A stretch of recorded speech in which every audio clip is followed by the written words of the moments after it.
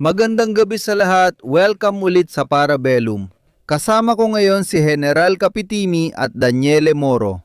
Bago tayo magsimula, susubukan kong gumawa ng maikling buod ng mga nangyari nito mga nakaraang linggo dahil, syempre, sa gitna ng tigil putukan ay maraming naging paglabag pero hindi naman ito mga paglabag na walang dahilan. Sa totoo lang, bawat isa sa dalawang naglalaban ay sinusubukang maggala ng benepisyo para sa kanilang panig.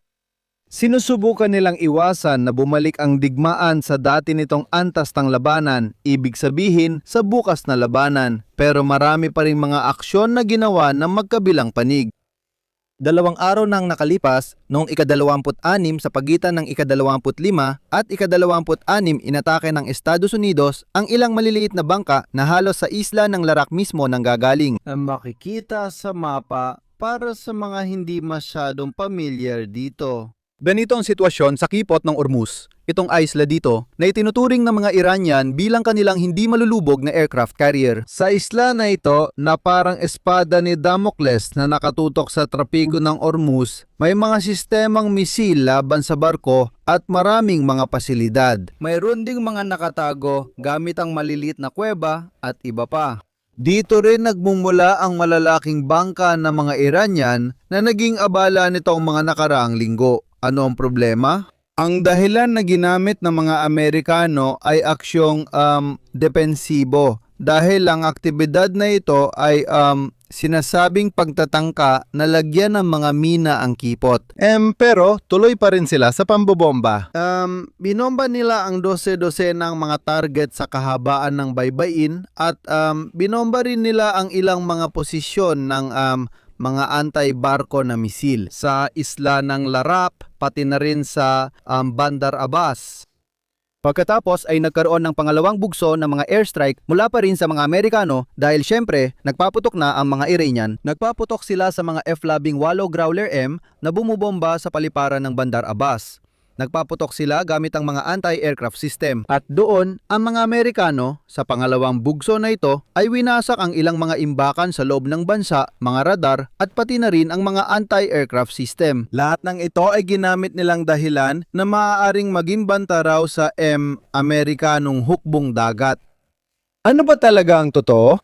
Bigyan mo lang ako ng dahilan at sa totoo lang, sinisikap kong pahinain ang kakayahan mong isagawa ang iyong estratehiya. At ano ang kakayahan at estratehiya ng Iran? Yon ay ang patuloy na pagbabantang sa kipot, wala nang iba. Kaya ang layunin ay pahinain ang kanilang lakas, ang kanilang leverage ng mga Iranian mismo sa panahon ng tigil putukan. Pati ang mga Iranian, sa kabilang panig, hindi rin naman sila nakatigil lang at nanood nung panahon ng tigil putukan.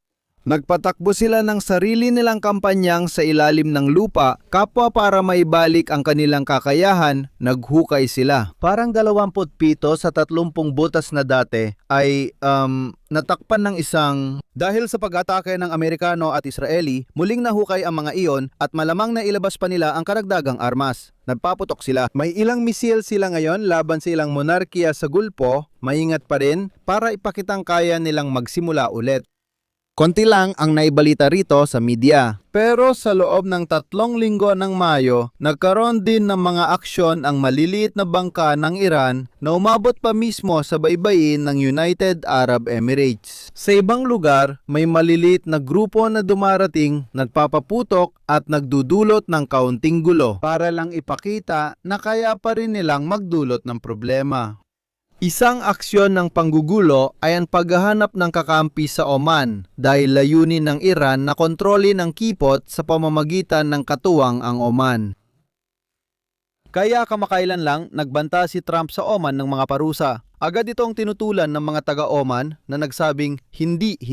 Hindi kami sang-ayon sa Iran na lumikha ng isang uri ng kipot o kanal sa timog kung saan nagbabayad ng buwis para makadaan at agad silang dumistansya rito. Sa esensya, pareho silang nagsagawa ng maliliit na operasyong militar nitong mga nakaraang linggo. Siyempre, kumpara sa mga nangyari noon. Pero palaging sinusubukan ng bawat isa na mapaboran ang sarili nilang interes at iwasan ang muling pagbabalik sa isang totoong bukas na labanan. Kaya sa totoo lang, lahat ng mga paglabag na ito ay nagsilbi.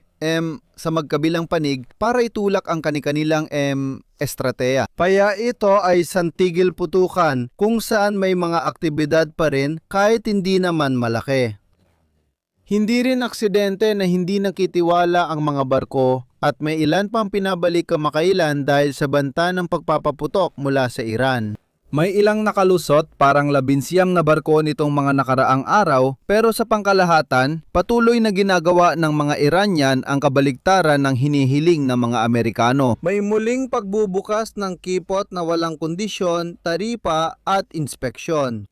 Kaya gusto kong tanungin si Paolo, sa tingin ko, may kaunting estratehiya sa likod nito. May panganib na muling sumiklab ang nangtuluyan ang labanan tulad ng nangyari noon.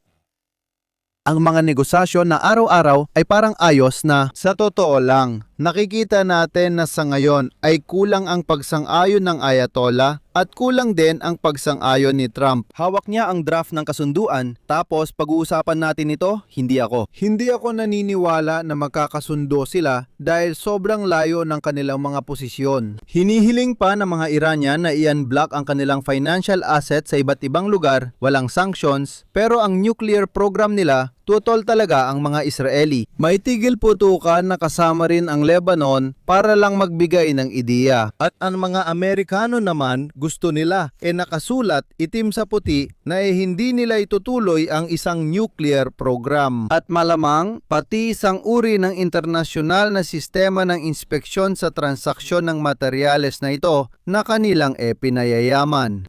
Kaya malamang pati itong panibagong anunsyo na malapit na tayo at handa na ang lahat hindi talaga totoo. Huling pangungusap, tapos ibibigay ko na ang salita kay Paolo.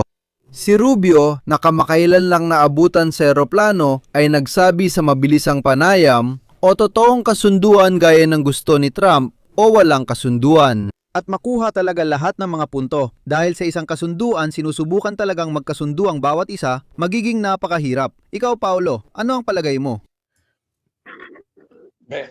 Sa totoo lang, ito ay isang bagay na talagang komplikado. Bukod pa sa komplikado dahil hindi pa malinaw ang mga detalye. Ibig sabihin, kulang ang alam natin sa likod ng kasunduan o di umano'y kasunduan. Nasa kabuuan, iyon talaga ang nagbibigay ng halaga sa kung ano ang pinag-uusapan.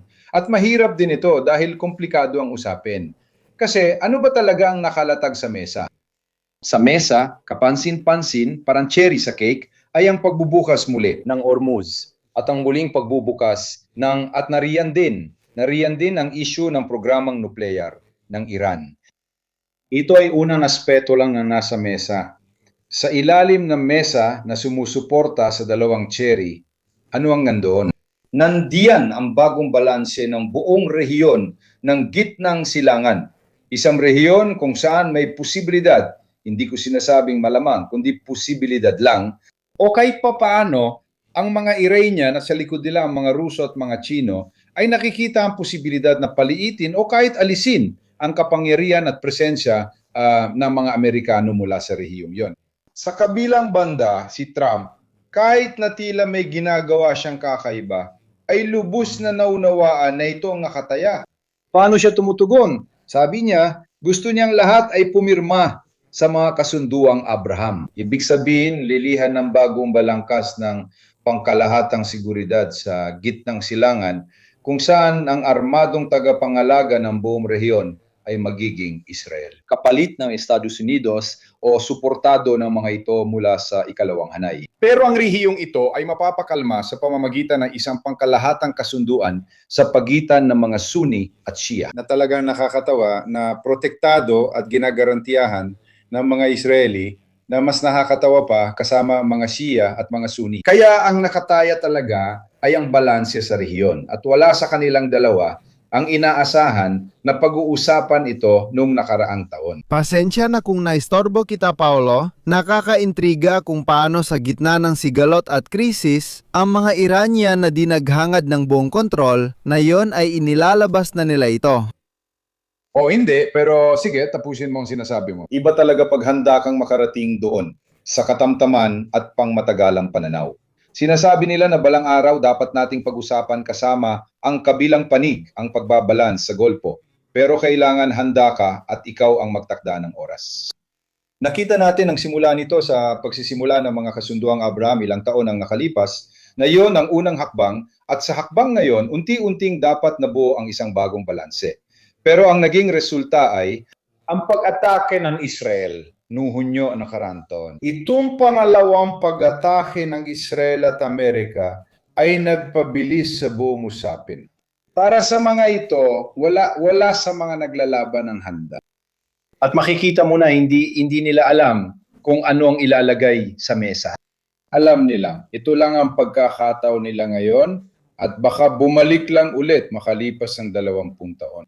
Kaya anumang mapagkasunduan sa kapayapaang ito ang siyang landas sa susunod na 20 taon.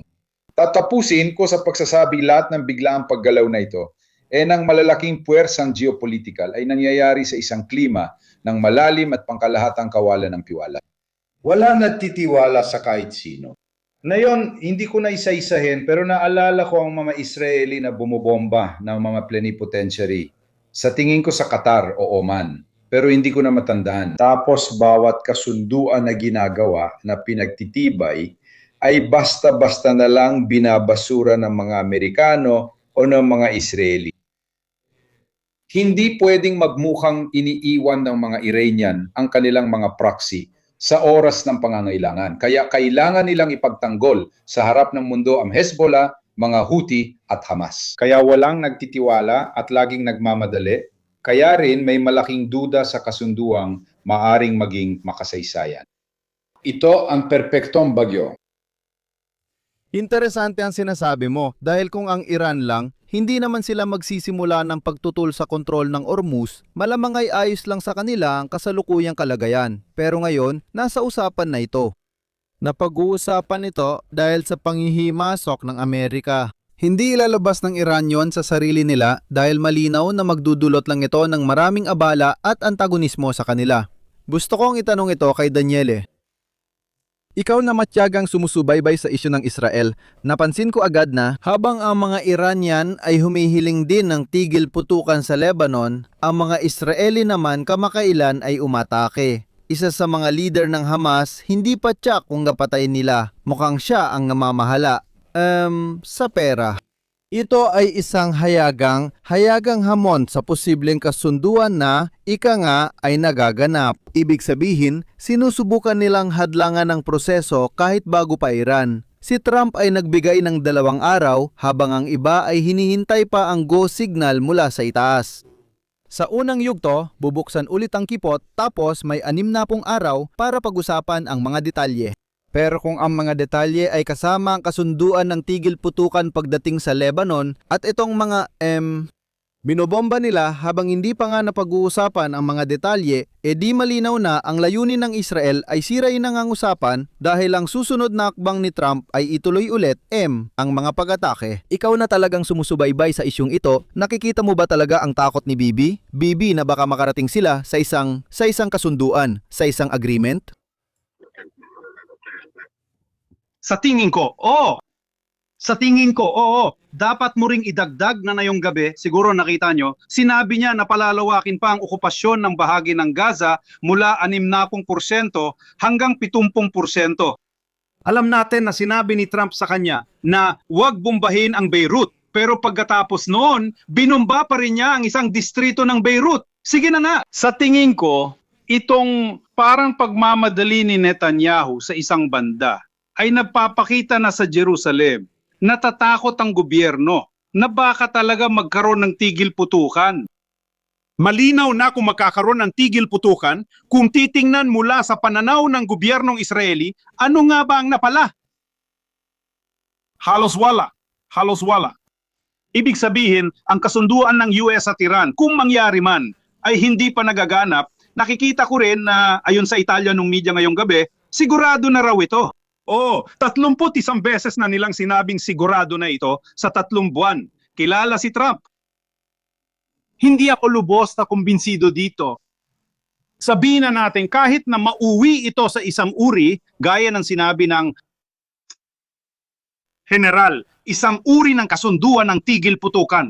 Dahil hindi naman sa ayaw mo makipagkasundo, kundi imposibleng magkasundo kung iisipin mo ang layunin ni Trump na alisin ang sandatang nuclear, ang mga misil, at habang nariyan ka, pabagsakin mo na rin ang rehimen dahil hindi mo pa sila napabagsak o natanggal. Kung natatandaan ninyo, 2 buwan na ang nakalipas, pinag-usapan na rin ang pagpapadala ng mga para-A para kuning ang uranium. Nakita mong isinara ang kipot ng Ormuz at mag-ingat, kahapon si Trump ay nagsabi ng isang bagay na para sa akin ay napaka-revelatoryo. Sinabi niya sa mga Iranian, naiintindihan ko na pinapatagal ninyo ito dahil habang tumatagal ang mga araw, lalo akong napapalapit sa midterm na eleksyon. Mas hindi ko na ibabalik ang presyo ng gasolina sa katanggap-tanggap na antas. Ang mga survey sa Amerika mula sa mga botanteng Amerikano, lalo na sa mga Republikano, makikita mo sa Washington Post na yung umaga naglabas sila ng survey, siya ay talagang napakababa ang resulta. Dagdag pa, may huling paksa ako. Kamakailan, inilagay ni Trump ang kanyang gobernador sa Federal Reserve matapos ang 1 taon ng pagsubok. At sinabi niyang dapat ibaba ang interest rate. Sa krisis na ito, gaya ng sabi ni Capitini, kahit isara mo pa sa susunod na 2 buwan, 6 na buwan pa bago ang midterm na eleksyon. Hindi mo magagawa kahit gusto mo pa na ibalik ang halaga ng pamumuhay sa Estados Unidos na sa ilang aspeto ay nasa mga 3.6%. Ibig sabihin, sa nakaraang 20 taon, maliban sa panahon ng COVID, ang sinabi ni Trump na ibababa niya ang halaga ng pamumuhay dahil sablay si Biden sa lahat ay hindi nangyari. Sa totoo, kabaliktaran ang nangyari. Tapos may isa pang punto na si Trump ang kumukontrol, kumbaga, sa pamahalaang Israeli hanggang sa isang punto lang. Ang pamahalaang Israeli, sinabi na natin ito mula pa sa simula ng digmaang ito, ay lumalaban sa 2 digmaang, hindi lang isa. Isa laban sa Iran, pero isa rin para tapusin sa kahit anong paraan ang usapin tungkol sa Hezbollah.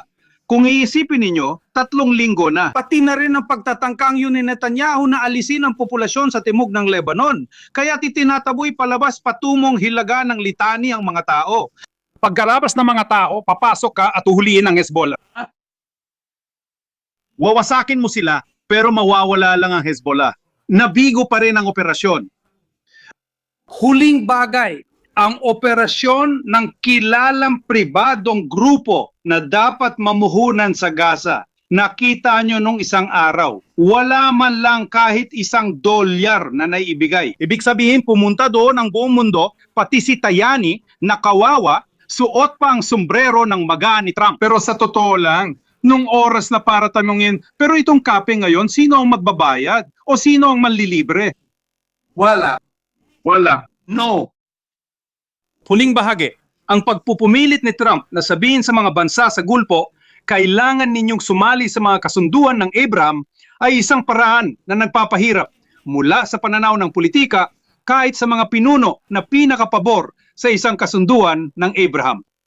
Lagi namang sinasabi ng mga Saudi, kahit formal lang, hanapan muna natin ang solusyon ng problema ng mga Palestino. Kahit papaano, ipakita natin na may ginagawa tayo, na pinapakita natin, pinagtatrabahuhan natin ito.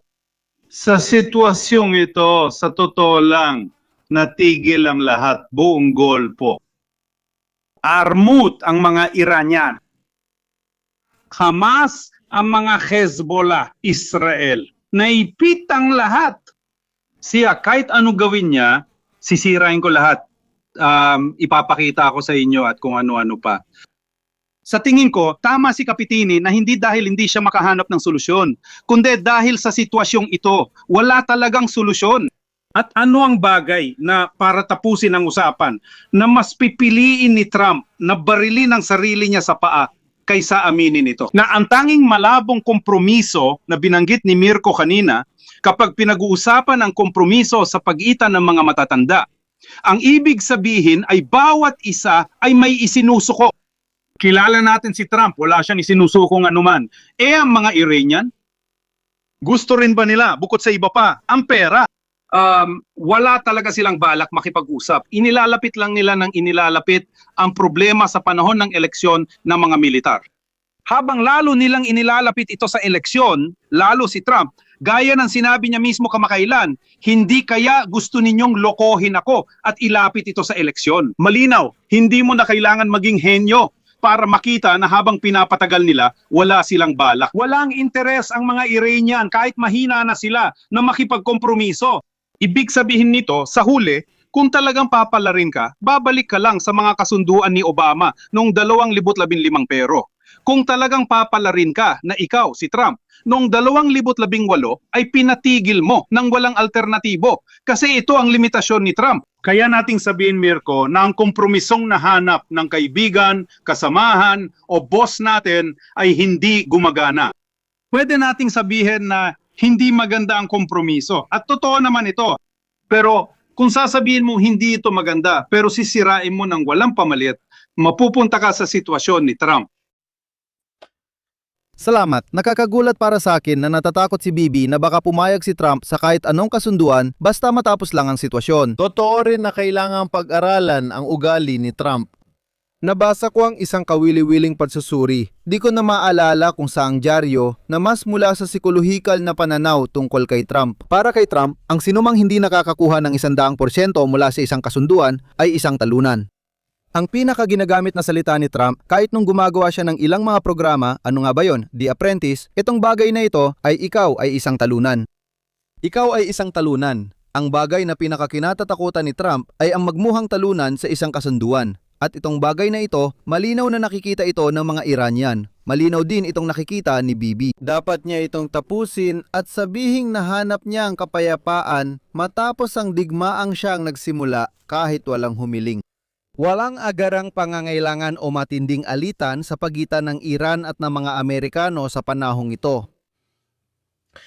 At siya ay nasa sitwasyon na kailangan niyang mag-imbento ng kung ano. Kaya naman marami rin ang nangangamba dito na baka mag-imbento siya ng kung ano sa Cuba o gumawa ng isang bagay doon hindi maganda at baka magbukas pa ng iba pang issue para mabilis makalimutan ng mga tao. Kasi kailangan niya ng mabilisang tagumpay na may papakita niya sa publiko. Nag-aalala ang mga Israeli na baka ito na nga ang gusto niya, mabilis ang pag-alis at sila na lang ang matitirang lumaban na sa huli wala rin silang makukuha. Oo, nakapinsala sila ng malaki sa Iran mula sa pananaw ng militar, lalo na sa fleet, siguradong iyon ang pinaka-naapektuhan. Pero sa practical na usapan, hindi naman ibig sabihin na ang Iran, pagkalipas ng isang taon, ay hindi na makakabawi sa mga nasira. Kaya parang balik tayo sa simula. Sa katunayan, baka nga napagtanto pa ng Iran na hindi naman pala nila kailangan ng sobrang lakas militar para magkaroon ng epekto o leverage.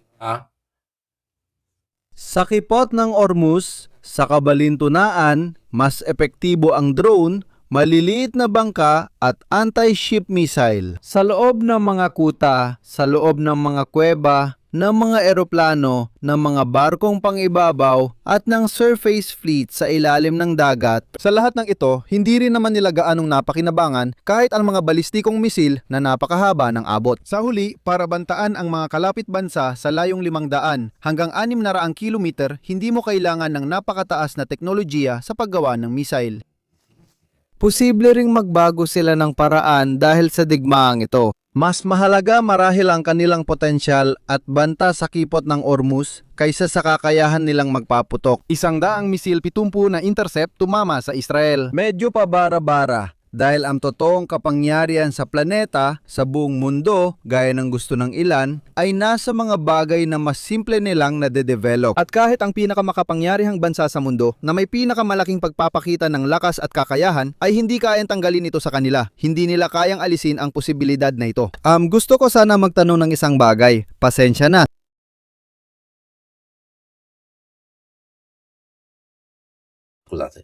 Paolo, sa tingin ko, mahalaga talaga itong bagay na ito. Dahil mababa ang mga index at kailangan niyang tapusin ito agad, hindi ba may panganib na maghanap siya ng gulo sa ibang lugar para sa kanya tungkol sa ibang mga issue? Madalas nating makalimutan ito dahil sa dami ng ginagawa ni Trump. Pero kamakailan lang, pinag-uusapan pa ang Greenland bilang halimbawa. Lagi niyang kailangan magbukas ng bagong krisis, ng bagong usapan. Hindi naman marami ang natitira. Natitira na lang ang issue sa Cuba at ang issue ng China tungkol sa Ukraine. Hindi ko akalaing gusto niyang magsimula muli kasi matapos ang kabiguan ng isang taong negosasyon, pati sa mga pinakahuling pahayag, sinubukan na namin. Kalilimutan na lang natin ito. Hindi ka ba natatakot na baka gumawa ulit si Trump ng bagong krisis para pagtakpan ng isa pa? Oo. O, posible yon, pero maaari rin naman manatili sila sa krisis na ito. Ipinapakita na hindi pa napapanahon. Kaya sinasabi niya, tingnan ninyo, gusto ko sanang dalhin sa inyo ang kapayapaan. Pero yung mga matitigas ang gumagawa ng ganito. Gumagawa ng ganito at ganyan. Ayaw talaga nila. At kaya napipilitan ako, kahit ayoko at kahit ayaw ninyo, na kayo pang magbabayad para sa digmaang ito, na ipagpatuloy na bigyan sila ng isa pang yugyog. Ibig sabihin ay ipasa ang bola pabante. Tingnan natin kung may kukuha at magdadala nito sa ilalim ng net. Ano ang benepisyo ng paulit-ulit na paggawa nito? Lahat ng piyesa ay naroon na. May 3 aircraft carrier na, may mga supply na, puno na ang mga supply. Lahat ay nasa posisyon na. May layunin din na sabihin na magbukas tayo ng bagong front. Tara, kunin natin ang Cuba. Sa isa sa mga posibilidad, yung isa na hindi mo makuha kasi meron din ganito, biglang bagyo o kung ano paman. Yung pag-aalsa ng tao. Yon. Hindi ibig sabihin na bawat operasyong militar ay magsisimula at siguradong magtatagumpay. Ganito talaga sa kasaysayan ng digmaan. May mga aksyon na malamang, sobrang malamang na magtatagumpay, pero yung salitang siguradong, hindi mo talaga masasabi. Kaya kunin natin ang kawawang Cuba, sabi niya ayos lang sa Iran pero pumalpak sa Cuba. Kunin mo na agad at sabihin na kukunin mo yan sa 15 minuto habang nagkakape ka. Kukunin ko ang Cuba. Tapos mamimili tayo. Dapat niya sabihin na hindi natin pwedeng isipin na mapapasok tayo ng boots on the ground sa Cuba at magsisimula ng putukan. Tapos pagkatapos ng isang buwan, sinusubukan pa rin natin kunin ito. Para sabihin na yan, meron din ganitong panganib dito. Kaya sa harap ng isang posibleng deadlock, isang muling pagsiklab sa Golpo, nakikita ko ito na medyo posible kung hindi man malamang, lalo na dahil nandun na, handa na. Netanyahu, tingnan mo, di pa ako tapos magpagas pero mauuna na ako, hihintayin kita doon, baka Diyos pa. Maghintay pa tayo ng isang buwang pag-aalangan. At baka ngayon ay maabot na natin ang mga unang layunin. Sa ngayon, posible talagang bumagsak ang rehime ng Iran mula sa loob. Totoo ito, pero hindi lubos. Dito, pero pinag-uusapan natin ang tungkol sa hinaharap. At gaya ng sabi yata ni Niels Bohr, mahirap gumawa ng mga prediksyon, lalo na tungkol sa hinaharap. Kailangan natin kilalanin yon. Pero kung titignan, lahat ng piyesa ay nasa Golpo pa rin. At kung para makaalis sa pagkakabalaho, pwede mong sabihin na kasalanan mo dahil hindi mo tinanggap ang hindi mo naman kayang tanggapin.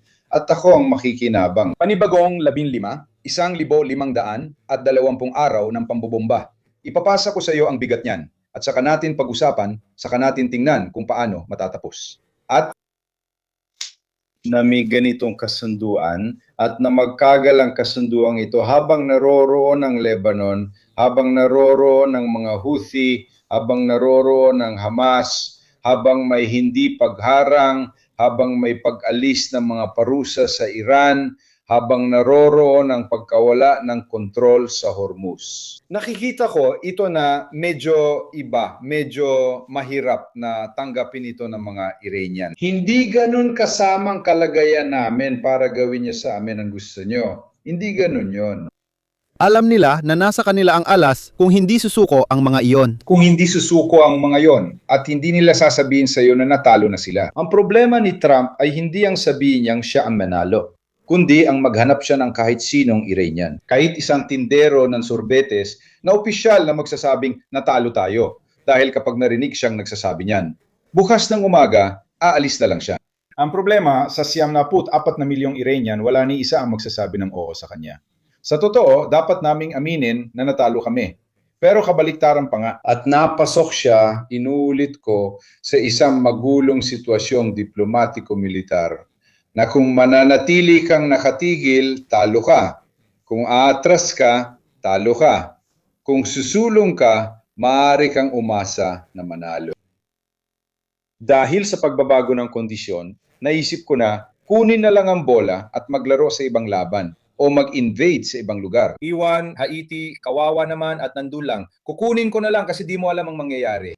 Ayan, habang nariyan na rin, dahil malapit ito sa Cuba, pwede niyang kunin lahat. Kunin na lang lahat. At nariyan din ang Santo Domingo na magkakadikit naman, di ba? Pareho lang naman sila ng isla, kaya ayos lang.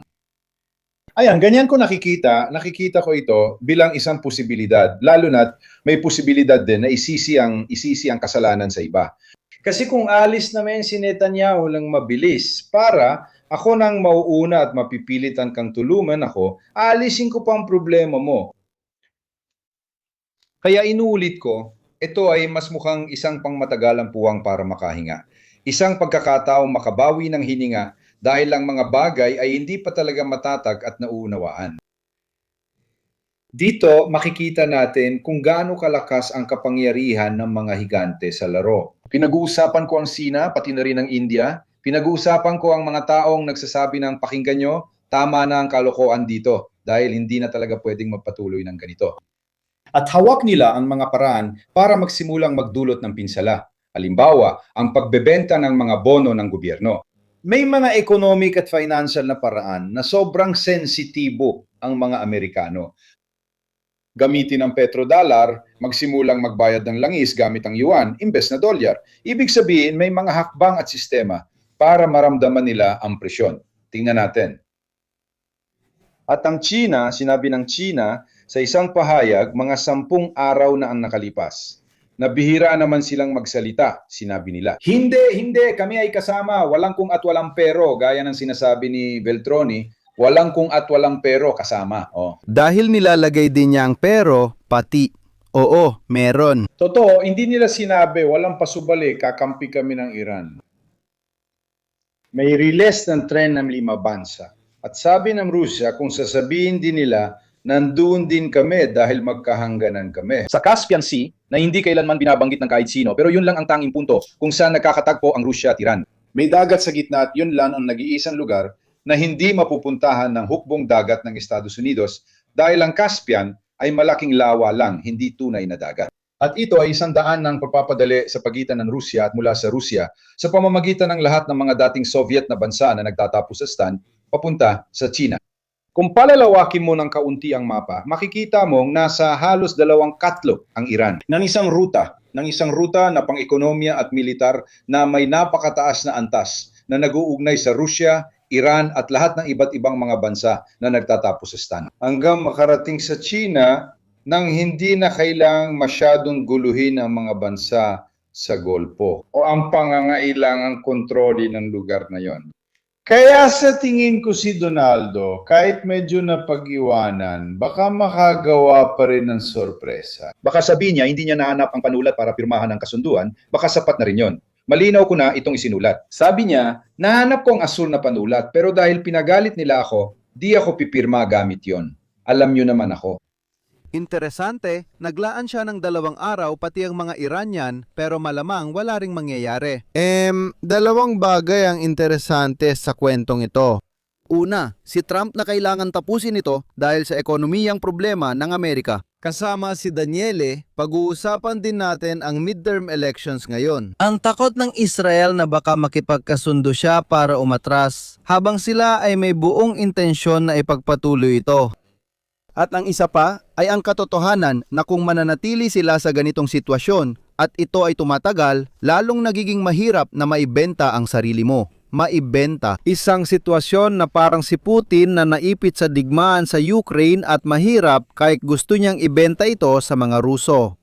Isara natin ang usapan na hindi pa nga nila nakuha ang Donbas. Parang kabalintunaan na pati ang mga Amerikano ay napasok din sa isang dead end mula sa pananaw ng estratehiya gaya nito. At ang utang ang issue. Napapansin ko kamakailan, gabi-gabi nanonood ako ng maraming Amerikanong talk show. Kaya ang dami ring inirerekomenda sa akin ng mga Amerikanong video. At isa sa mga pinaka-pinag-uusapan sa mga podcast ng mga Amerikanong YouTuber ay ang presyo ng pagkain, mga bagay na nakakabigla. Dito, 14 na euro ang isang kahon ng cornflakes.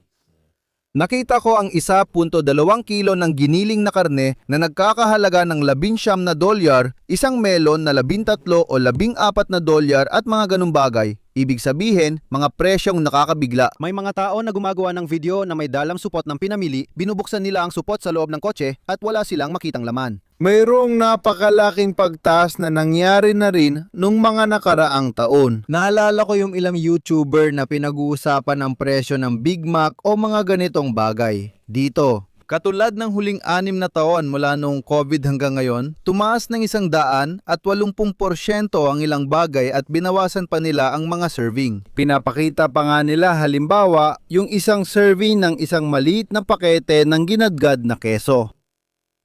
6 na buwan na ang nakalipas, doble na presyo at kalahati na lang ang laman ng pakete. Parang manipis na hiwa ng keso. Itong usaping ito, kasama na rin yung tungkol sa utang, ay siguradong isa sa mga bagay na kailangang harapin ni Trump. Bakit inasahan ito ng karaniwang Amerikano?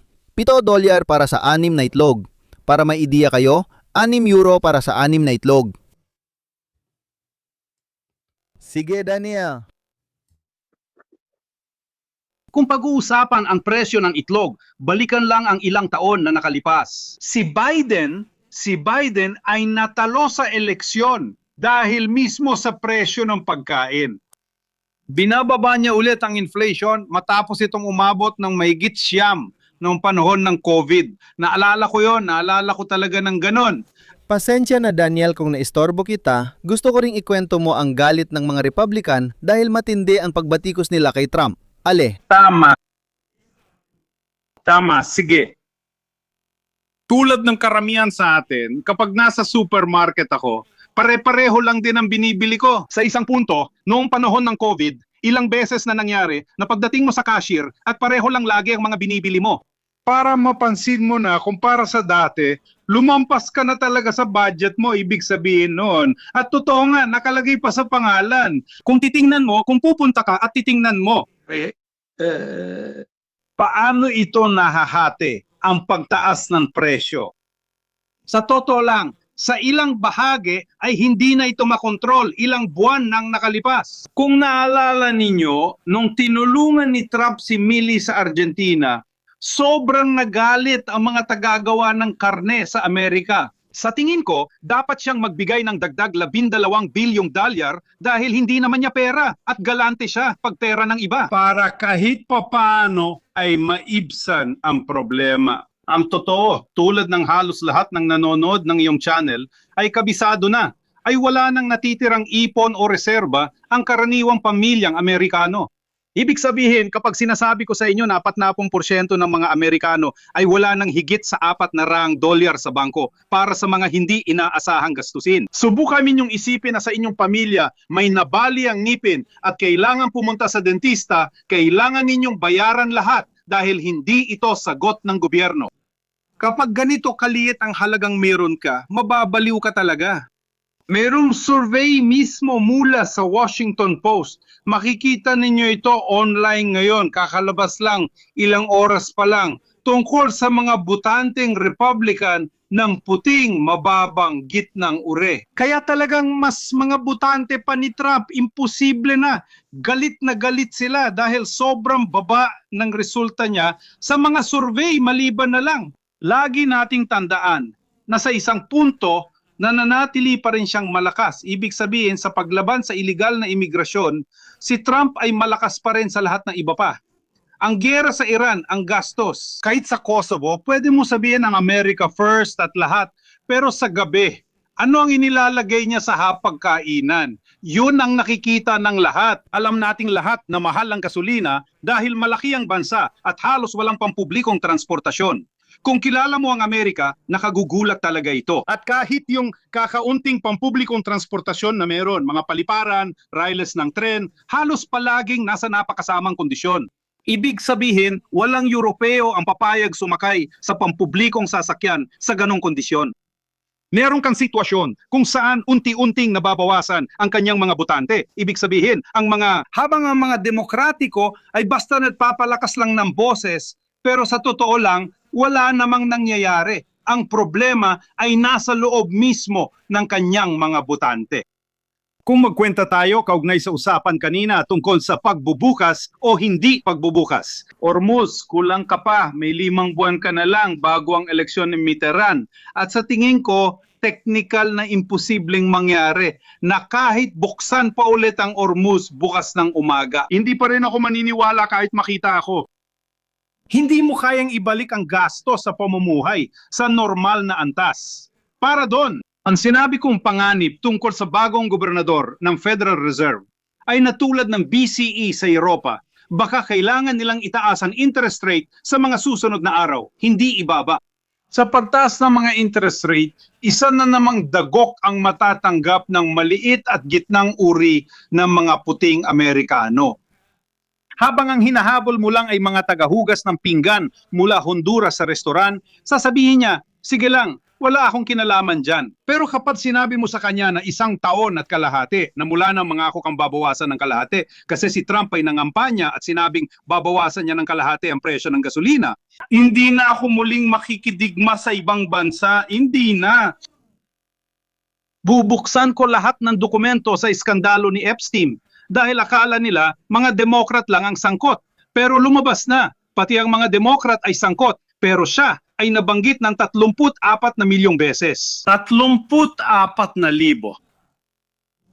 34,000 beses sa 3 milyon at 200,000 na files na hindi niya inilalabas. 34,000 beses. Kaya mag-ingat tayo sa isang bagay. Tingnan ninyo, ito sa Italia ay tinitingnan ng marami bilang iskandalo ng isang pedophile na matagal ng patay at iba pa.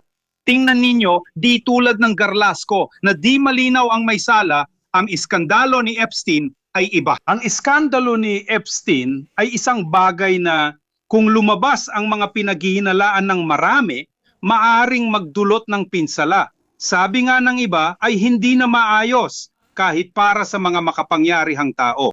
Totoo ito sa Estados Unidos at Reino Unido.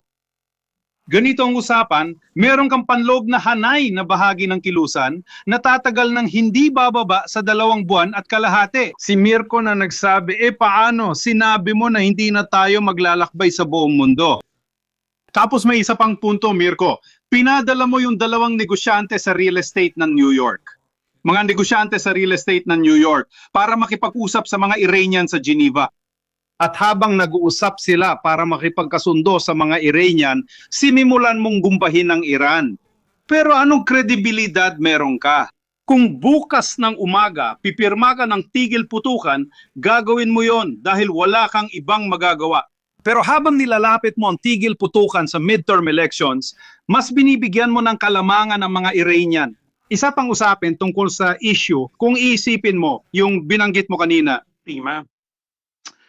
Binanggit ni Mirko ang pamunahing artikulo kahapon ng umaga sa Financial Times, kung saan naroon ang pangunahing tagamasid mula sa Washington, si Edward Lewis. Kung pupunta kayo online, nakita ko siyang tao na talagang maraming alam, nagbibigay ng impormasyon at napakabait na eksaktong nagsabi ng bagay na binanggit mo. At ibig sabihin, sumausaw si Trump sa Golpo, eksaktong katulad ng ginawa ni Putin sa Donbas. At kung paano rin maaring sumausaw sa Taiwan, dahil lahat tayo ay nagsasabi na, hindi, kukunin lang ang Taiwan. Pero sigurado ba talaga kayo na may pipindot lang ng button, bang, at tapos na agad? Buong buhay ng pinag-aaralan ni General Capitini ang mga bagay na ito. Ito ay plano mo lang. Pero kapag kailangan mo na itong isakatuparan, hindi naman ito laging nangyayari ayon sa pinag-aralan mo noon. Sa katunayan, halos hindi ito nangyayari ng ganoon. Ang gombigmang inilalarawan ninyo nitong mga nakaraang buwan, mga drone at iba pa, ay nagpakita na wala ng leverage ang mga Amerikano. Mirko, 3 buwan nang nakaantabay ang 50,000 sundalo nila na sakay ng barko sa Golpo, sa Karagatang Indian. Pero ano ang hinihintay nila? Sinasabi mo, sige, ikaw ang pinakamalaking imperyo sa mundo at nagamit mo na ang 40% ng lahat ng munisyon ng hukbong katihan ng Estados Unidos. Pero akala mo ba na hindi kinuwenta ng mga Chino at Ruso ang bawat misil? Ilan ang nagamit mo? Ang resulta, wala. Wala, yun ang problema. Pero dahil sa kayabangan ni Trump, sa ugali ni Trump, Mirko, imbes na aminin niyang nagkamali siya, mag-iimbento siya ng kung ano. Paalala lang, 2 buwan at kalahati na mula ng pag-usapan natin ito, Mirko, at ako ang nagsabi noon. Isa ako sa mga naunang nagsabi dito sa Italia na mag-ingat sa Cuba. Pero hindi dahil madali lang ang Cuba, kundi dahil para kay Trump, laro lang ang kunin ng Cuba. Pero pagkatapos, bumalik na naman ang mga Amerikano at nagsimulang umikot sa paligid ng Greenland. Mag-ingat din dahil ang Iceland ay kinakabahan na. Huling punto, kahapon, nagpasya ang Canada na bumili ng eroplano mula Sweden. Sueco. Huling detalye, sa Financial Times 2 araw nang nakalipas, may 2 kwento tungkol sa hapon. Napakadelikado. Ang una ay lumitaw na noong pumunta si Trump kay Xi sa Beijing, hindi lang niya sinabi, gaya ng alam nating lahat, huwag tumulong, huwag magbigay ng armas sa Taiwan at iba pa. Ang una niyang sinabi ay huwag magbigay ng armas sa mga Hapones. Sa parehong pahina ng Financial Times, may pangalawang artikulo na nagsasabi na ang mga sandatahang lakas ng mga industriyang Amerikano ay hindi kakayanin nang hindi bababa sa 2 taon pa na maihatid ang mga armas ng Amerika na inireserba ng Hapon. Inireserba noong 2024, ibig sabihin, ano ang ibig sabihin nito? Na si Trump sa ngayon ay mas kaunti ang kapangyarihan kumpara sa mga nakaraang linggo at hindi lang sa Golpo.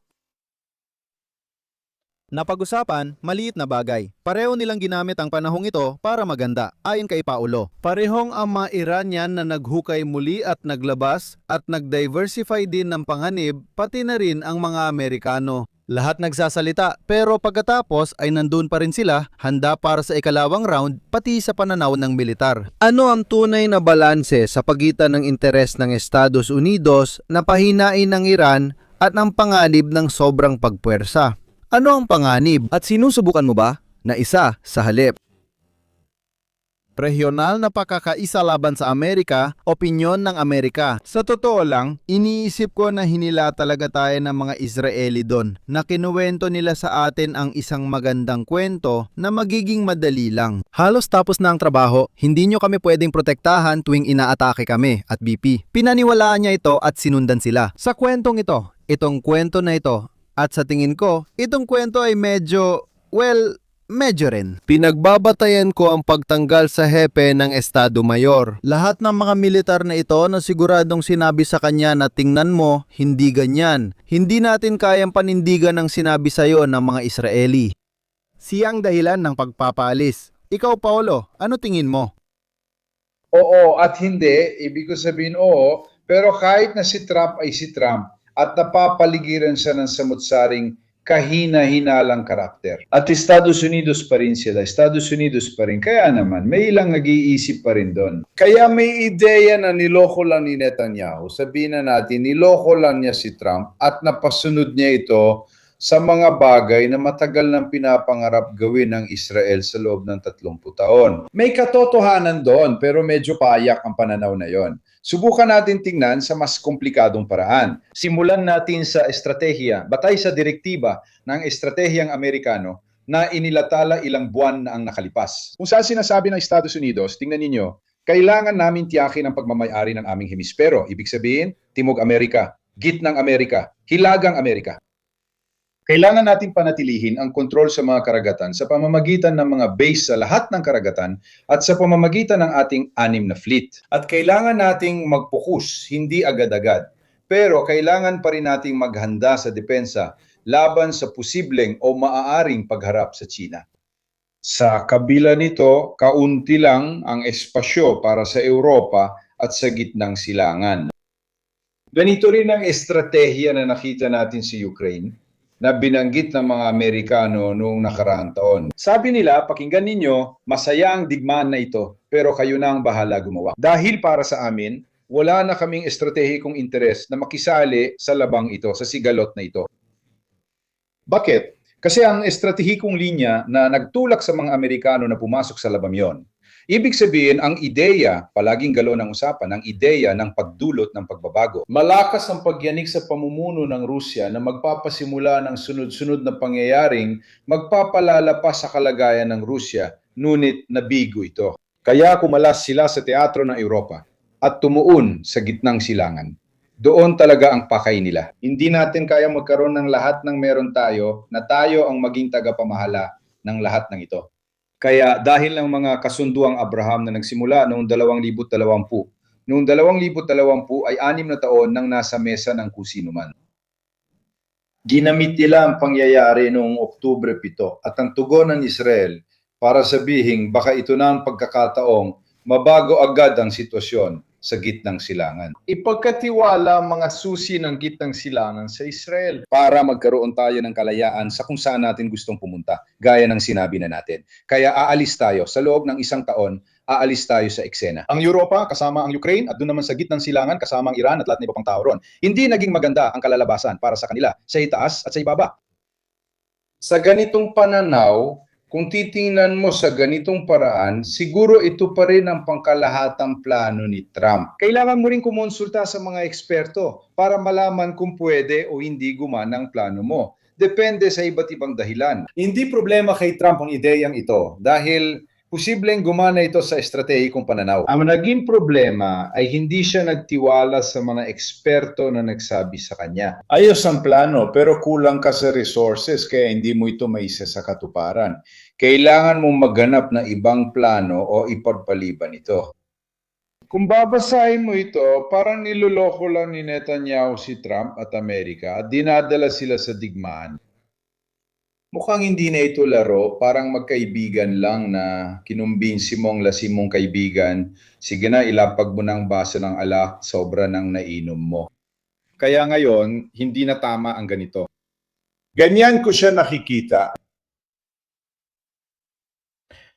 Alam mo naman na ang mahalaga sa mga tao ay ang araw-araw nilang buhay, kung ano ang nangyayari na may epekto sa pang-araw-araw nilang buhay. Mga ganito, kilala ang Texas sa kanilang barbecue. Ito ay isang artikulo mula sa Washington Post noong ika-25 ng Mayo tungkol sa pagsasara ng ilang kilalang barbecue na restaurant na napilit ang magsara. Tiningnan ko lang ito dahil curious ako kasi mahilig namang magpalabi sa mga tao, di ba? Mga ganitong bagay. Kaya gusto kong manood ng ilang video online at talagang nakakabigla ang mga presyo. Dahil wala rin silang kultura ng maliit na tindahan ng pagkain sa tabi ng bahay o mga ganong bagay. Karamihan sa mga tao ay kumakain ng mabilis sa mga fast food. At yung mga nagtakang mamili ng normal, yung tinatawag na grocery, napansin nila na sobrang taas ng presyo. Ibig sabihin, pinag-uusapan natin ang kilo ng mansanas, 6 o 7 dolyar, lalo na ang karne. Napansin ko na sila ay malalaking producer ng mababang kalidad yung karne ng Amerika. Miayaw natin yan sa Europa, pero gumagawa sila ng sobrang dami. Napansin ko rin yung pabo na gustong-gusto ng mga Amerikano. Mga 300 gramo ng pabo ay nagkakahalaga ng 5 dolyar. Ganyang bagay, yun ang nakikita ng mga tao. Yun ang kinainteresa nila, yun ang tumatatak sa kanila araw-araw. Pinag-usapan din ito ni Trump at marami siyang pangakong binitiwan tungkol dito. Kaya interesting makita na dahil sa digmaang ito, tumaas palalo ang ganitong klase ng mga problema at patuloy na tumataas ang utang ng Amerika.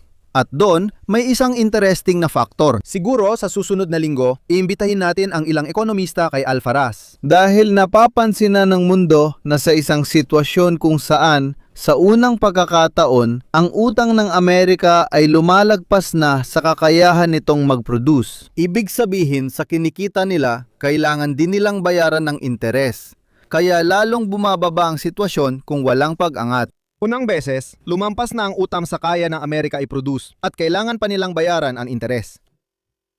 Diyan pumapasok ang usapan tungkol sa lahat ng mga bansa na may hawak na utang ng Amerika at maaaring gamitin niyon bilang isang sandata, isang leverage. Samantalahin ko ang pagkakataon para sa isang maikling pahinga. Ito ay isang sorpresa para i-update din kayo tungkol sa aming app dahil syempre may mga bagong update. Napansin ko maraming nagtatanong sa mga komento tungkol sa app na ito. Kaya isasama ko na si Antonio, welcome back Antonio, at ibibigay namin sa inyo ang maliit na update na ito. Kayo, gaya ng alam ninyo sa loob ng ilang taon, dito sa channel na ito, nagde-debunk na ako ng iba't ibang issue at iba pa. Pati na rin ang community natin sa Telegram. Sa loob ng maraming taon at patuloy pa rin hanggang ngayon, tuloy-tuloy ang pagsisikap na maglatala ng balita, dagdagan nito, i-debunk at magsagawa ng beripikasyon. Ginawa lahat ito ng mano-mano, may kasamang maraming pawis at hirap mula sa akin at sa community. Ngayon, ang karanasang yon ay nagiging otomatiko na. Kasi kahit lahat ng 11,000 sa Telegram ko, hindi namin kayang bantayan ang 14,000 sources o ganon. Dito pumapasok si Antonio na sumusubaybay sa akin mula pa noong 2022 kasama ang kanyang kumpanya na namamahala sa aking mapa. Marami pa kaming ibang ginawa, kumbaga sa likod ng eksena, at nayon ay inilabas nila ang app na ito na ipapaliwanag sa ating nayon ni Antonio.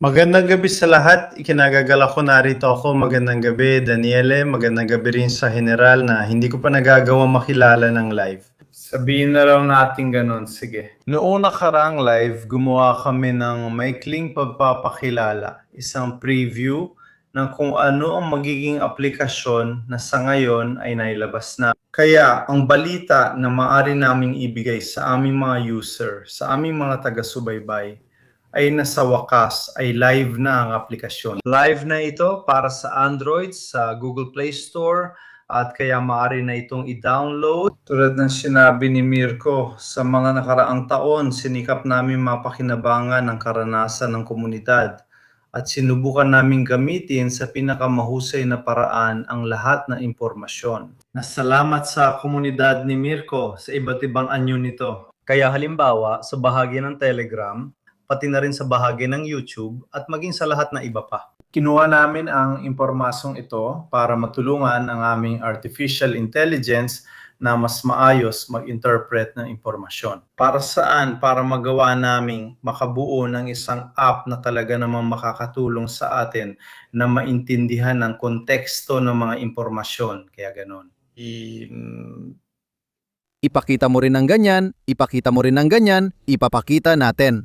Sa totoo lang, dahil mayroon na ring ibang mga app na ganito, pero kadalasan binibigyan ka lang nila ng halaga na ganito. Kung ang balita o dyaryo ay may bias na kaliwa o kanan, itong app na ito ay mas nakatuon sa OSINT na pananaliksik at beripikasyon. Anong ibig sabihin nito?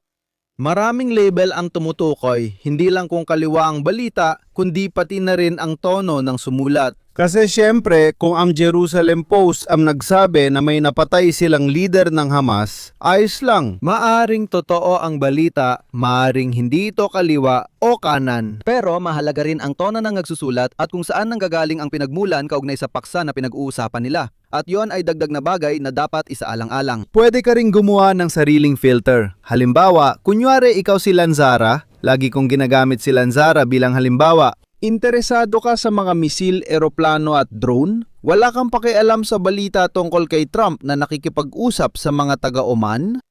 Nag-filter, gumagana sa loob ng app, halos mga balita lang tungkol sa mga misil, drone at iba pa, pati na rin ang mga nasyonalidad ng pinagmulan. At nakakagawa siya ng sarili niyang filter. Kasi gusto niya araw-araw paggising niya, makita agad ang mga balita tungkol sa mga paksang interesado siya mula sa buong mundo. Ayan, ito ay isang function na talagang walang ibang meron. Tapos, marami pang ibang paraan para piliin ang mga balita. Halimbawa, kung tungkol sa NATO o kung tungkol lang, halimbawa, sa ilang mga bansa o mga particular na bagay. Gusto ko lang ng balita tungkol sa mga drone, sa katatalakayin natin mamaya ang mga function na mas detalyado, baka interesado ka lang sa isang klase ng drone. Halimbawa, gusto mo lang ng balita tungkol sa mga Reaper o kaya balita tungkol sa mga F-14 na nawasap, halimbawa, kaya nalulungkot si Lanzara natin. Magagawa ninyo ito, pero kailangan din namin ang tulong at feedback ng community dahil bagong launch pa lang ito at siguradong may mga bug o problema. Yung ibang mas technical na function, ipapaliwanag ni Antonio. Tama, gaya ng sinabi ni Mirko. Ang layunin, sabihin na natin, ng application ay bigyan ng mga gumagamit ng konteksto sa pagbasa at pag-unawa sa impormasyon. Kaya ganon. Kami, sa technical na pananaw, ay nagtitipon ng iba't ibang datos na, syempre, kung sa tao lang ay imposible. Gumagamit kami ng artificial intelligence para masiguro na sa bawat impormasyon na makikita ninyo, agad na naiugnay ang mga label na ito. Sa ganitong paraan, sa isang tingin lang, makikita ninyo agad kung saan galing ang balita, anong uri ng nilalaman nito, anong pinadmulan ang naglatala, at gaano ito sa kasaysayan, masasabi nating mapagkakatiwalaan ang pinadmulan na yon. Mahalaga ito para sa amin dahil alam naman natin na nabubuhay tayo sa isang mundo kung saan ang maling impormasyon, ang disinformasyon ay laganap sa kasama ang palad. Kaya dumarami ang mga balita at nagiging napakahirap na silang ayusin, suriin at magabayan ng sarili sa ganitong sitwasyon. Magaling ang artificial intelligence dito, kaya gamit ang mga label at madaling makita, ipinipresenta namin ang mga datos na ito. Ipinapakita rin namin ang pananaw ng editorial o geopolitical na maaring makaapekto sa balitang nababasa ninyo, kumbaga. Kung ako ay nagbabasa ng balita na ipinapakita sa akin sa isang particular na paraan ng isang panig na bahagi ng NATO, maaari kong malaman at magkaroon ng ideya tungkol sa sitwasyon. Kung ang parehong balita o ibang balita ay inilalathala o sinusulat na isang panig na kabilang sa blokeng Sobyetiko, pasensya sa blokeng China. Halimbawa, sa Federasyon ng Rusya, maaari akong magkaroon ng ibang pananaw. At isa pang mahalagang bagay ay ang tono ng balita. Tulad ng sinabi ni Mirko noong nakaraan, meron kaming maliit na label na ito na talagang napakaliit. Halos hindi mo na mapapansin. Mahalaga ito dahil makita rito kung paano nais ipresenta na sumulat ang balita at anong tono ang gusto niyang gamitin sa mga gumagamit. Karaniwan naming halimbawa ay kapag nabasa mo ang balita tungkol sa pagkamatay ng isang tao, sa positibong tono. Dahil malinaw na isinulat ito ng isang panig na kalaban sa politika o sa heostratehikong antas ng ganong uri ng aktor. Napaka-interesante. Ang pag-uuri ng mga pinagkukunan ay nakabase kung totoo o hindi ang balita dahil maaring may iba pang 10,000 na mga site na pinabulaanan na ito. Ito ay lumilika ng isang uri ng ranggo ng mga pinagkukunan, kung saan kapag ang isang pahayagan ay paulit-ulit na nagbigay ng mga balitang napatunay ang mali dahil nabubunyag ito, kung hindi man direkta ng ibang pahayagan, ay ng mga pangyayari mismo sa kasaysayan. Magbibigay ako ng halimbawa, nabigo na ang opensiba ng Ukraine, aminin na ng Europa. Isang artikulo noong 2022 at pagkatapos ay nakita na naging maayos naman pala ang opensiba noong 2022. Nakikita ng artificial intelligence ang artikulong yon at automatiko nitong itinuturing na mali. Tapos, dahan-dahan naming tinatrabaho ang mas maraming label para subukang pamahalaan at gumawa ng mga filter. Ang mamamahayag o OSINT na mananaliksik ay gustong subaybayan ng ilang issue. Pero kung gustong walang magkaroon, sabihin na lang natin. Kahit papaano, isang antas ng filter sa mga ipinapakita sa internet na sobrang dami, ito ay nagbibigay sa'yo ng instant na filter na hindi naman bias. Sa madaling salita, hindi ito ang opinion ko, opinion ni Antonio Costi o mga ganung bagay. Ang siyentipikong pamantayan na ginagamit ay pareho para sa lahat. Kaya hindi ito yung tipong sinasabi namin na ayon sa amin, ganyan ang site na yon, ayon sa amin, ganito naman ang isa pa. Inalis talaga nito ang salikna ko bilang komentarista. Sinusubukan kong alisin ang bias at maging objektibo at naghanap ng mas maraming mapagkukunan hanggat kaya ko. Hindi ko kayang gawin ang nagagawa ng artificial intelligence na si Mater na nag-aanalisa ng 14,000 mapagkukunan. Ang huling proyektong tinatrabaho namin ay malaki at si Antonio ang nagbigay ng resources. Ibinubuhos ko rito ang aking oras at ang aking karanasan sa mga source mula nang sinimulan ko ang bagay na ito. Hindi ito trabahong kayang gawin ng mag-isa. Dahil dito, nagtatrabaho rin kami sa OSINT at Home. Ang OSINT at Home ay isang client na halos kapareho ng inilabas ng Berkeley University sa SETI noong unang bahagi ng dekada 2000. Ibig sabihin, isang software na ida-download mo sa iyong computer at gagamitin ito ang 20 hanggang 30% depende sa kakayahan ng iyong computer. Para tulungan kami na mag-catalog, bukod sa aming artificial intelligence ng mga sources, kaya nagiging isang kolektibong gawain ito para matulungan kami. Hindi ko pa alam kailan namin mare-release ang OSINT at Home, pero alam kong marami sa sumusubaybay sa akin ay nerd. Baka may mga server pa sa opisina na di nagagamit. Ayos, distributed computing, pader na ba to, Ate BP, o yung mga tao na may tinatawag na muleto na computer, yung pangalawang computer nila, Ate BP. Kung gusto ninyong tumulong at maging bahagi ng malaking adventure na ito ng App OSINT, pagkakategorya ng mga sources, Ate BP. Ang OSINT at Home ang magiging client para tumulong sa amin. Talagang. Kung maaari ay mabilis lang. Kita nyo, sinabi natin kanina kung saan nanggagaling ang balita. Tapos pati dito. Sinubukan namin ni Mirko gamitin ang pinakasimpleng interface na madaling gamitin. Marami tayong impormasyong kailangang ipakita, pero dapat itong gawing simple at madaling gamitin. Saan galing ang balita? Simple lang, may mga bandilang gustong-gusto namin at ipinapakita sa inyo. Pero ang totoong pinagmulan ng balita, yung orihinal, ay hindi yung balitang inulit lang ng ANS o yung maliit na artikulong Italian na kinopya o isinalin mula sa isang artikulo ng Washington Post. Makikita mo lang ang orihinal dahil alam ng artificial intelligence kung sino ang unang naglabas. Pareho lang ang teksto, kaya wala nang saysay na ipakita pa ang 10 magkakaparehong artikulo. Eksakto. Pupunta tayo dun sa pinagmulan. Kumbaga dun nasisimula ang impormasyon. Kaya siyempre, ipinapakita namin ang mga impormasyon, mga artikulo mula sa orihinal na mga pinagmulan at nilagyan namin ng bandila para matulungan tayo makilala kung saan galing ang source.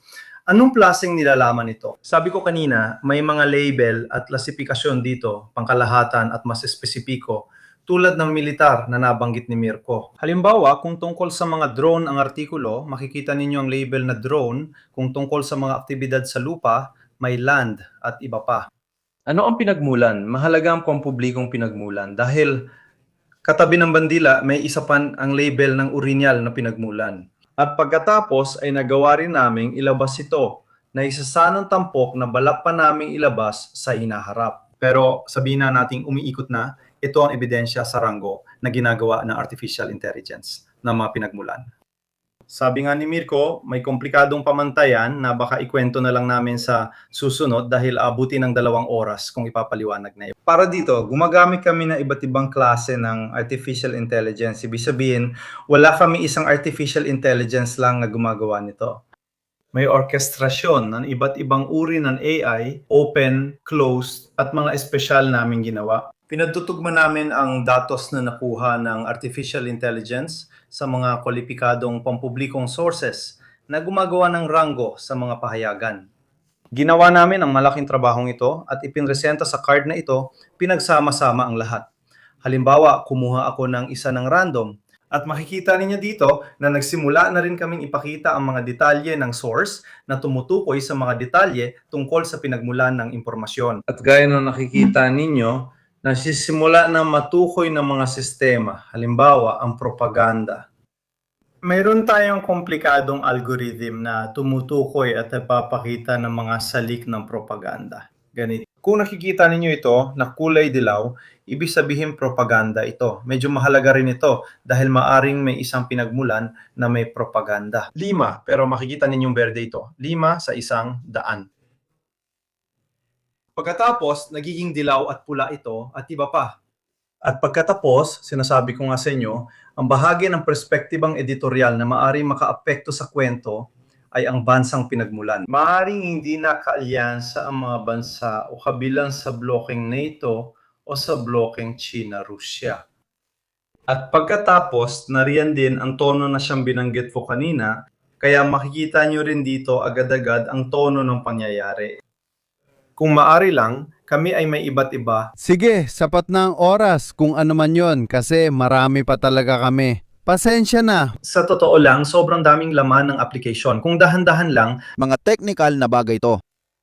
I-download nyo. Saka nga pala, may nagsabi sa akin na may nanonood mula Croatia at may problema siya sa pag-download. Kaya hindi ko alam kung may block ba sa ilang bansa. Huling bagay. Pagkatapos, sisimulan na natin ang pinadala mo, Daniele. Kung gusto nyo tumulong at baka eksperto kayo sa mga ganitong bagay, sa technical at iba pa, pumunta kayo sa website ng OSINT at doon makikita nyo ang isang form kung saan pwede kayong magsulat direkta at mag-volunteer. Pagkatapos, makikipag-ugnayan kayo kay Antonio para sa assessment at evaluation. Libre pa ito ngayon, wala pang monetization at open beta phase pa lang kami. Kaya nga humihingi kami ng tulong ng mga tao pati sa pagko-compute. Kasi kung may isang tao na gustong mag-research tungkol sa Wagner at gagamitin niya ang aming artificial intelligence, ang aming mga server, sa lahat ng pagkakataon na nabanggit ang Wagner. Mula ngayon hanggang 5 taon, ikaw ang makikinabang. Parang ako pa nagbabayad. Research mo yan. Ngayon, ibang pang araw-araw na paggamit kung saan gusto mo lang mag-check ng 2 bagay at iba naman kung gusto mo talagang magsagawa ng totoong research. Gamit ang OSINT, halimbawa para sa thesis sa kolehiyo tungkol sa mga PMC, yung mga private military companies. Kaya hindi namin kayang gumastos ng 200 euro para ipagawa sa iyo ang research mula sa 10,000 sources tungkol sa isang paksa. Kaka-download ko lang ng Christiana app at balita, sabay tanong kung nakita nyo si Pineski. Oo, baka hindi alam ng iba, nakausap ko ang ilang kakilala. Para sa hindi nakakakilala kay Pineshi, isa siyang Italyano na lumalaban sa Ukraine. Wala pang kumpirmadong mga source. Hindi naman siya, kumbaga, hindi na bago sa kanya ang mawala paminsan-minsan sa ilang mga panahon. Kausap ko na rin ang ilang kakilala bago mag-live. Pero kahit sila, walang kasiguraduhan. Kaya maghihintay muna ako para makita ang totoo. Oo, halos 70% sigurado. Pero malamang may maliit na posibilidad na maaaring maging isang palitan o isang bagay na katulad nito. Ako kasi, hindi ko talaga nahanap ng 100%, kaya malamang oo. Kaya maraming salamat, Antonio. Sundan nyo ang mga link. Makikita nyo rin ito sa chat, sa description, at sa nakapin na komento. At mag-o-update tayo, lalo na kapag lumabas na ang House OSINT at Home dahil siguradong makakatulong iyon sa atin ng malaki. Magkakaroon ng ranggo, kaya posible kaming magpadala ng mga libro sa mga pinaka-nakatulong, magpaplano at mag-organisa kami. Salamat Antonio, salamat sa inyo. Salamat din, Chinite. Hanggang sa muli. Sige Daniele, ito ay isang mahalagang punto na binanggit mo, ibig sabihin tungkol doon sa... Ang pagtanggal ng maraming mahalagang tao sa Amerika sa ilalim ni Trump ay parang unti-unting naubusan ng mahahalagang tao ang Amerika dahil ganoon siya. Ibig sabihin kapag hindi ka sumang-ayon o may sinabi kang ayaw ko, tinatanggal ka. Nangyari ito sa militar at pati sa mga diplomat. At siguradong magdudulot ito ng pinsala sa pangmatagalan. Mahalaga pa rin ang mga diplomat na may sapat na kaalaman sa ilang sitwasyon at matagal nang naroon.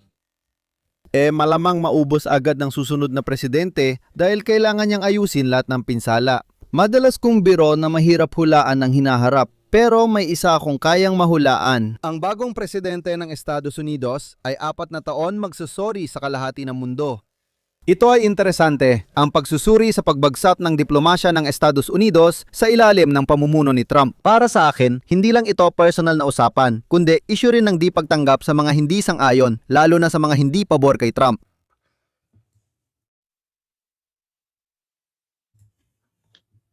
Iminumungkahi kung basahin ninyo ito kapag may oras dahil investigasyon ito, mga 2 pahina lang at ipinopost namin ito ngayon sa website ng Jerusalem Post. Kung babasahin ninyo, mula sa Reuters ang investigasyon. Kaya't ang Reuters ay kabilang sa pinakamahalaga, kung hindi man pinakamahalagang ahensya sa mundo, kasama ang Associated Press. At nakapanayam nila ang mga 50 o 60 Amerikanong diplomat, pati na rin mula sa ibang mga bansa. Halos lahat ay hindi nagpakilala. Nakakabahala ang mga datos. Iminumungkahi ko na basahin ninyo ito ng maayos at kalmado dahil ilang linggo na ang nakalipas ay baka may nakakaalala na. May bahagi ko na sa inyo dati ang isang impormasyon mula sa dating embahador ng Amerika sa Beijing.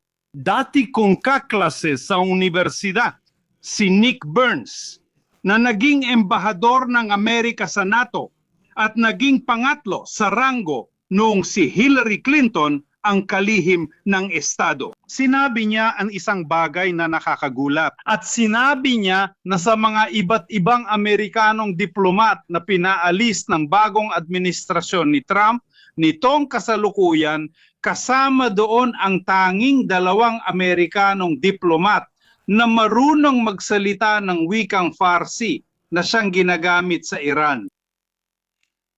Sa investigasyong ito, ikinuwento ng iba pang Amerikanong diplomat doon nang hindi nagpapakilala na noong sinubukan nilang ipaliwanag ng paulit-ulit kina Whitcock at Kushner, ang dalawang negosyanteng taga New York, ang kahulugan ng mga salitang ginagamit sa negosasyon tungkol sa nuclear, kasama ang mga Iranian. Hindi maintindihan ni na Whitcock at Kushner kung ano ang sinusubukang ipaliwanag sa kanila ng mga eksperto. Ayon sa investigasyong ito, ang mga embahada ng Amerika sa iba't ibang panig ng mundo sa 175 ay walang kahit isang Amerikanong embahador sa Gulpo. Sa partikular, sa tingin ko, 5 sa 7 ay walang embahador. Ang datos na binanggit ni Mirko ay mas nakakagulat pa. Halos lahat ng mga bagong embahador, ang kakaunting bagong embahador ay itinalaga dahil sa politika at sa ilang kaso ay talagang kapansin-pansin. Halimbawa, ang tatay ni Kushner, isang dating bilanggo na nakulong. At si Trump, tingnan mo nga, ay binigyan siya ng presidential pardon. Ngayon siya ang embahador ng Estados Unidos ng Amerika sa Paris. Sabi ni Lex Moros, Lex, isa sa mga anak ni Trump, siya naman ang embahador ng Amerika sa Athens. Kung titingnan nyo ang mga pahayagan sa Gresya, matatawa kayo dahil tawang-tawa sila ron. Sa mga tawa sa social media ng mga Griego kasi maiisip ninyo yung isang umiikot sa pagitan ng Mar-a-Lago at Trump Tower. Ano kaya ang kinakatawan niya sa bansang yon? Ang malaking karamihan ng kakaunting mga embahador na naitalaga ay mga taong nagbigay ng pera sa kampanya ni Trump. Pagkatapos, may isang kaso na bilang isang Italyano, naniniwala akong balang araw ang mga Italianong media na hindi talaga sinusubaybayan ng seryoso ang isong ito.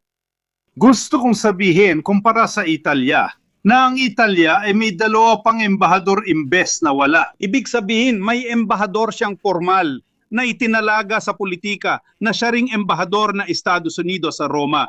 Si Fertitta naman ay may pangalawang tao pa.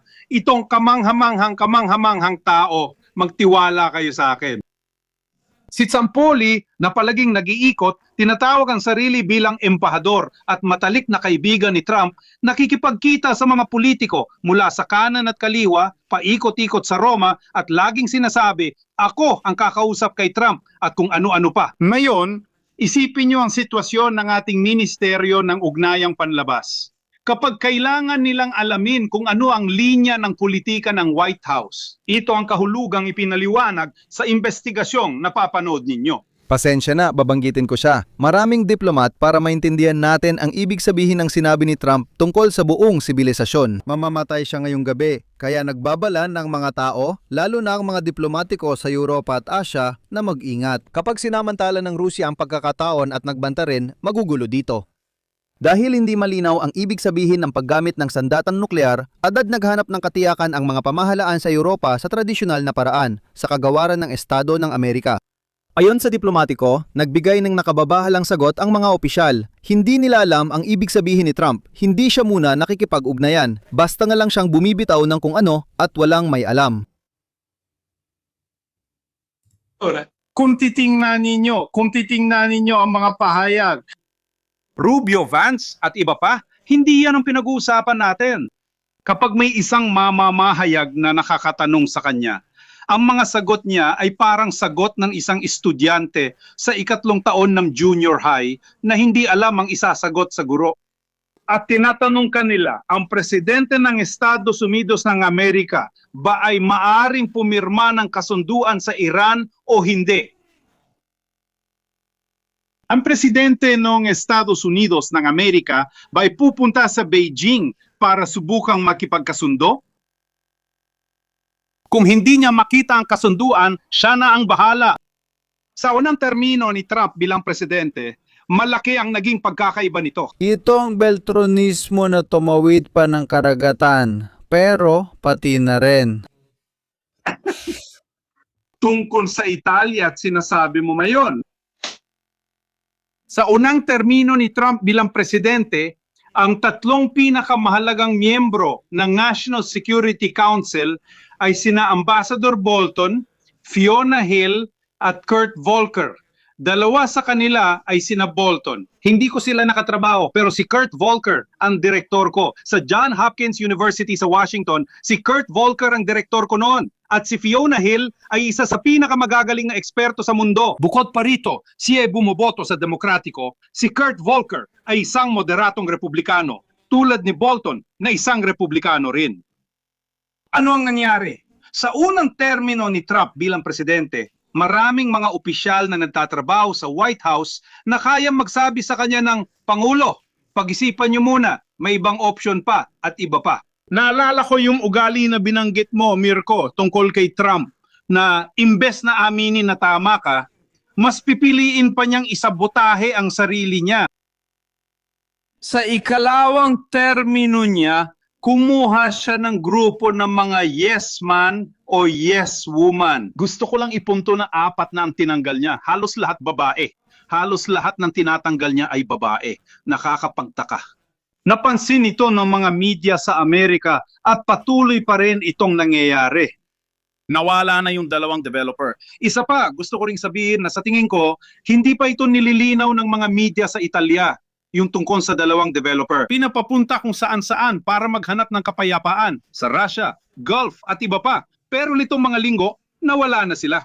Pumasok na ang mga Pakistani at bukas ng umaga pupunta ang Ministro ng Ugnayang Panlabas ng Pakistan sa Washington. Kaya may mga bansang nakikialam na. Bibigyan ko kayo ng halimbawa, may isa akong matalik na kaibigan na nagtatrabaho sa Londres. Gawin na lang natin ganito. Nang sinabi ko sa kanya kung paano nagtatalaga ng embahador ang administrasyong Trump, gaya sa India, sabi niya, kami mga Ingles, kapag nagpapadala kami ng isa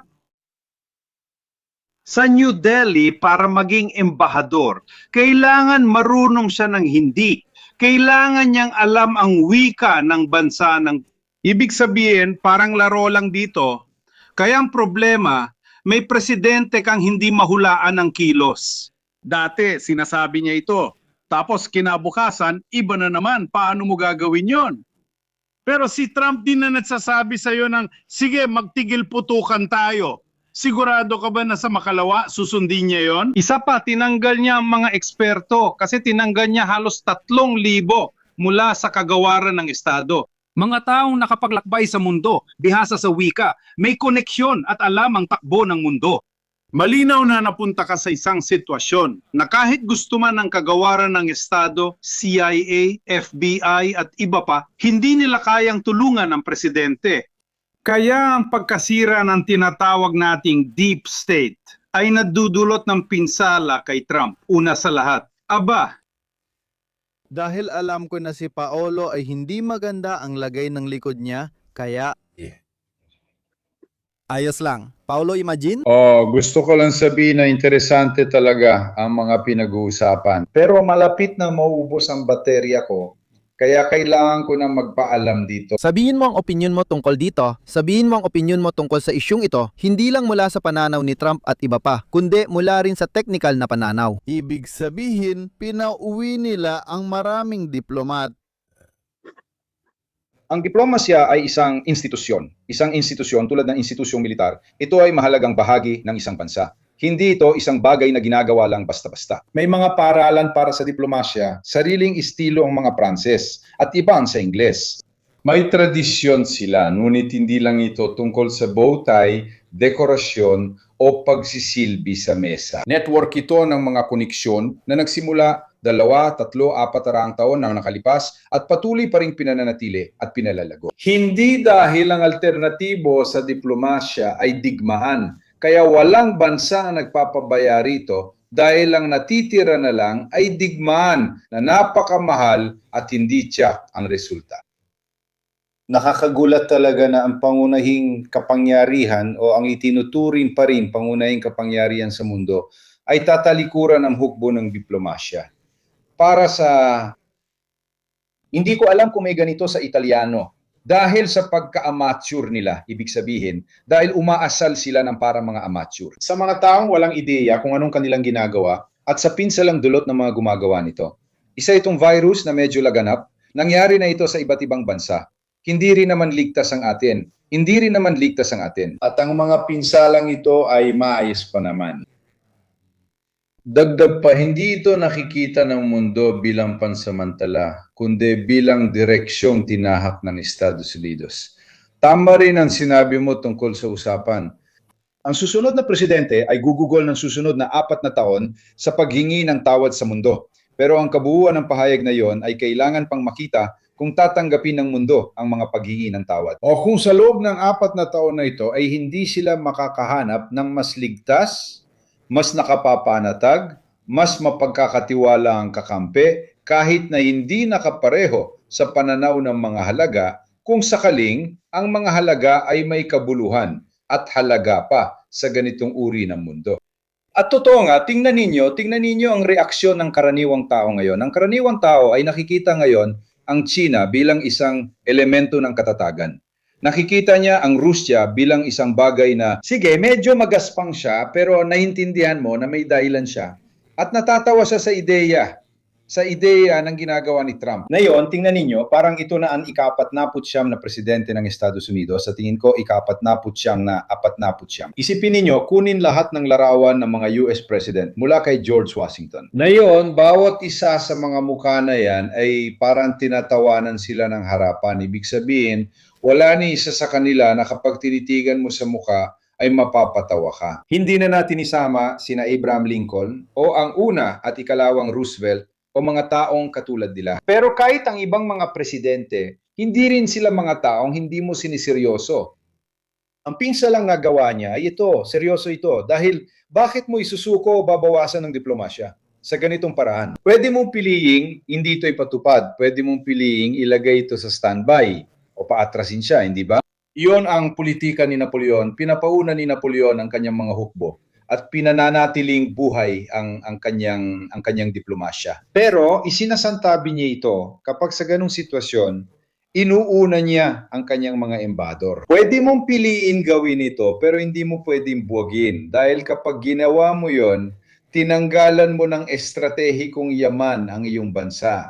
At ang usaping ito ay totoo para sa Amerika, totoo rin para sa mga bansang katamtaman o maliliit gaya ng atin, na sa magulong mundong ito ay maaaring magkaroon ng napakahalagang papel. Dahil hindi sila nagbabanta at maaaring maghatid ng matinong sentido komun. Basta't mapanatili nating buhay at aktibo ang ating diplomatikong ugnayan.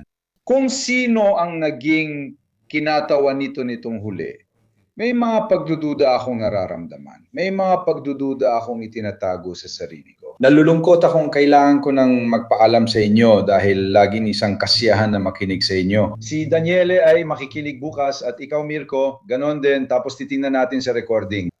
Salamat sa mga matiyagang sumubaybay sa akin hanggang dito. Salamat din Paolo, kahit may sakit sa likod, nandito ka pa rin. Ganyan ang diwa ng sakripisyo at respeto. Laging isang kasiyahan. Salamat Paolo. Paalam.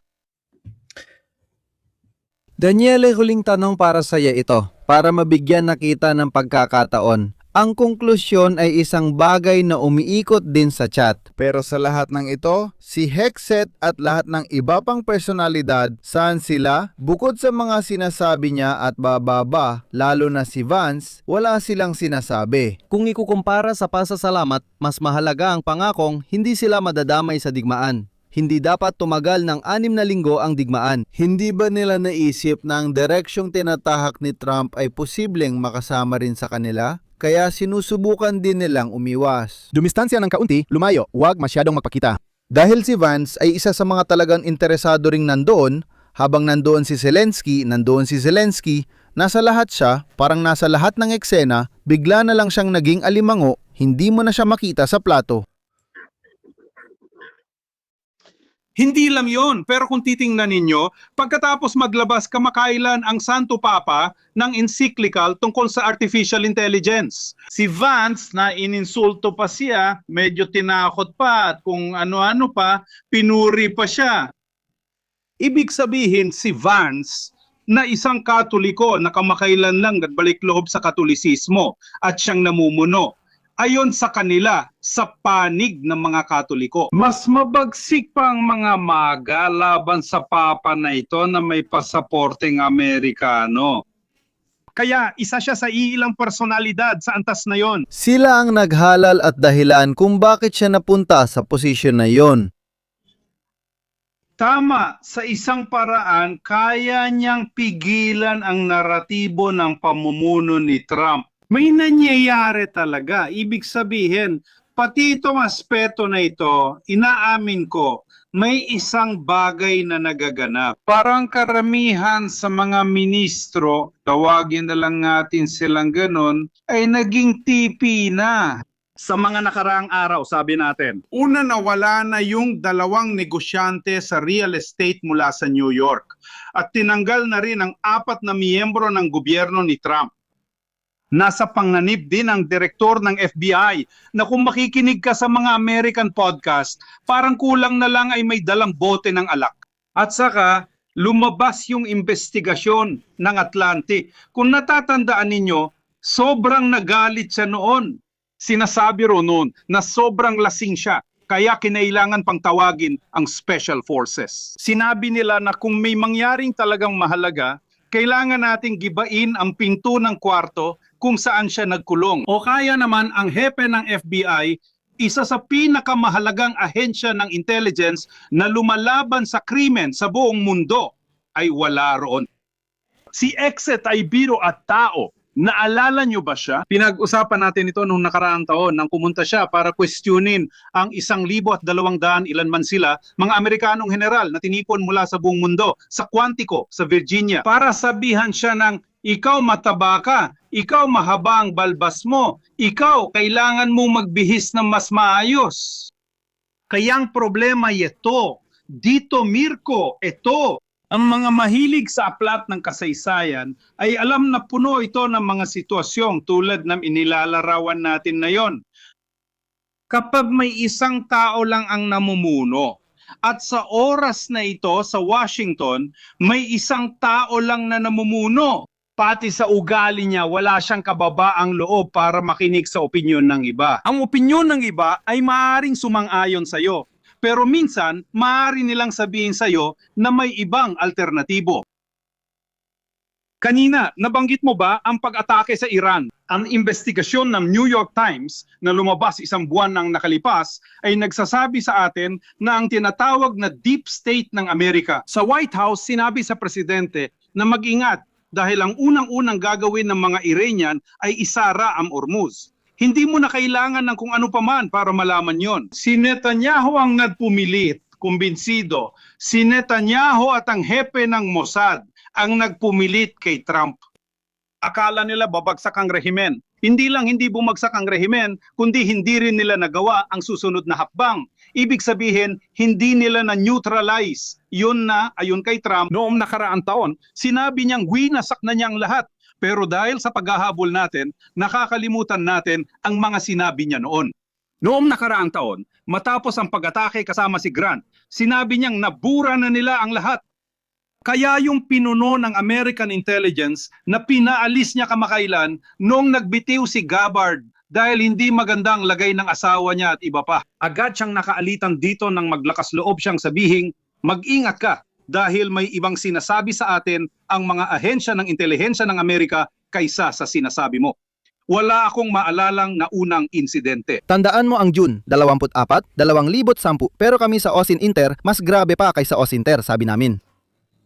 Hindi may isip na magagawa ng mga Amerikano ang isang assessment ng pinsala sa isang bagay na wala ka namang totoong paraan para mapatunayan o masuri. Mahalagang punto ito kapag pinag-uusapan mo ang negosasyon o kompromiso. Sa totoo lang, gumagawa ka lang ng mga palagay. Ibig sabihin, kinukuha mo itong sikat na 440 kilo ng sobrang pinayamang uranium. At ibinibigay mo ito sa mga Ruso, ibinibigay mo ito sa mga Chino, ibinibigay mo ito sa iba pa. Hindi ito kailanman gagawin ng mga Iranian. Dahil sa sandaling ibigay ng mga Iranian kahit sa isang bansang kaibigan kung sakaling gustuhin nilang gumawa ng atomic bomb sa hinaharap, hindi na nila ito magagawa. Una, Kapag hiningi nila agad ang uranium, agad mabubunyag ang pakana. Pero may problema pa, nandiyan pa talaga ang uranium na yan. Wala ba? Nasaan na ito? At ikaw, Mirko, may kwento ka ba? Lagi nating napag-uusapan si Trump, pero nagsimula na ito nung panahon ni Obama. Sa loob ng 20 taon ng Amerika ay nakipagkompromiso sa mga diktatorial na rehimen gaya ng Iran.